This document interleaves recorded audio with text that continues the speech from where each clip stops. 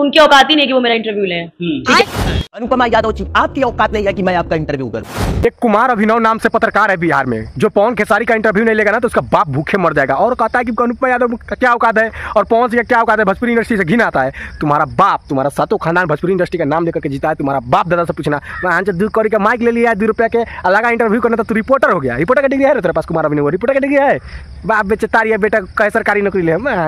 कुकुर बिलाई वाला आदमी है ये सब, और झूठ मूठ को भोजपुरी इंडस्ट्री को बदनाम करता है और इसको भोजपुरी से घिन आता है। तो तू अपना बाप खेसारी लाल यादव का इंटरव्यू काहे लेता है? तुम पवन सिंह का नाम काहे लेता है? कुत्ता बिलाई का औलाद रे, ये बताओ ना। तुम हमको भोजपुरी से घिन आता तो जूता से मारेंगे, तुमको पटना में पकड़ा जाएगा दिया उस दिन। कुमार अभिनव एक नंबर का चुतिया इंसान है जो बगल में फोटो देख रहे हैं, और इसके जैसा घटिया इंसान आज तक नहीं देखे। अगर इसको हिट होना होगा तो ये अपना बाप का नाम बेच देगा, या अपना बाप को कहेगा हमारा बाप कौन है भाई, हमारा बाप 7 को है, क्योंकि इसको अपने बाप से भी पैसा कमाना है।